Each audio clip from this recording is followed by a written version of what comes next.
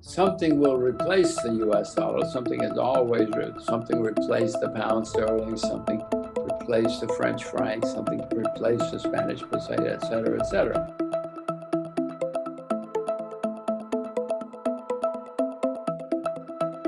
The world will find something. It's better if the world finds it rather than if some government tries to dictate it. Well, I doubt it unless something happens very quickly and very suddenly. I don't think the US dollar is going to blow up today or this year even.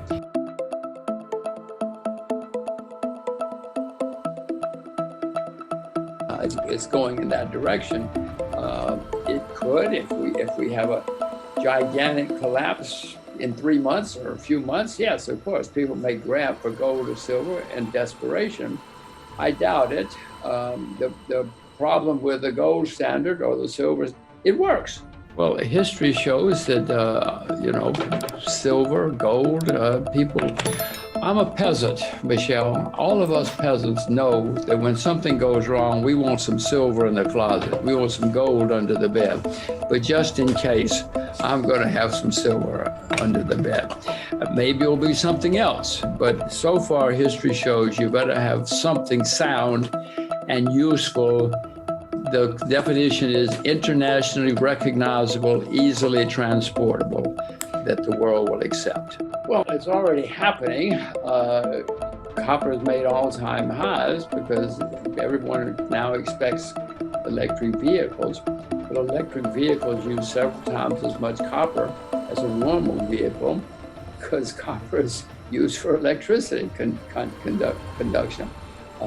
Silver, silver is very useful in electronics and in solar electricity. So silver will certainly have much more demand if we go that way, and it looks like we are. I don't see a replacement at the moment. If there's a crisis soon, the world will be forced to do something. So it might try gold and silver. Many times in history, people have used gold and silver more than gold throughout history. Eventually, I expect gold and silver to go back to new highs. Throughout history, when there's staggering amounts of money printing and debasing of money, government money, people have always pled to gold and silver. And I'm sure they will again in 2025, 2030, whenever the next disaster takes place. And that's a very good point, that all paper money, all currencies are under pressure, and that maybe we're all just going to collapse together. But eventually, the market says, I don't want your money anymore. I don't want your paper money. At least history shows that. Eventually, they're going to use something else. Well, it's already happening. In China, you cannot take a taxi with money. You cannot buy an ice cream with Chinese money because nobody has any money. It's all on their phone. You have to have computer money already, and it's getting more and more that way. Every country in the world is working on computer money, including the US, and eventually, yes, all our money is going to be on the computer. Governments love that. They don't have to print it. They don't have to transport it. They don't have to, protect it. They love it. More important, Patrick, they can then know everything you do. They'll call you one day and say, you're drinking too much coffee this month. Cut down on the coffee. They love the control it will give them. I don't like it. I hope most of us don't like it, but unfortunately, that's the way things are going, and we will all have computer money eventually. I can't imagine that if the U.S. ever said, okay, now this is money. This is the U.S. dollar, and if you want to spend money, this is how you do it. And I can't imagine the U.S. government would then say, but if you want to use something else, use something else. That's not the way governments think. That's not the way they work. So I suspect that if they become real currencies, governments will take action. If Bitcoin or cryptocurrencies become successful, most governments will outlaw it because they don't want to lose their monopoly. Every government in the world is working on computer money now, including the US. The Chinese are there already. And I cannot imagine that governments are going to say, okay, this is our crypto money, or you can use their crypto money. That's not the way governments work historically. Money is going to be on the computer. It already is in China. In China, you can't take a taxi with money. You got to have the money on your phone. You can't buy ice cream.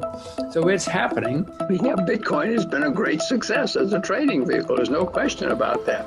You know, some of the people you mentioned, I mean, at least Paul is probably as good as, maybe better than Roy Newberger was, because he's more multifaceted. And if it ever, as a trading vehicle, it's great for whoever knows what they're doing and is trading it. But as I say, many have disappeared, and many Bitcoins have disappeared. I don't know where they go, but somebody steals them or whatever. There have been hundreds, many of them have disappeared, as you know, and gone to zero. We don't read too much about them, but there are a few thousand of them now, apparently. I mean, sure, if people want to trade them, I don't see any reason not to. Well, silver's down 45% from its all-time high. Gold is 10% from its all-time high. On a comparative, historic basis anyway, silver's much cheaper. And silver has many uses. I mean, solar energy, apparently solar energy is getting bigger and bigger.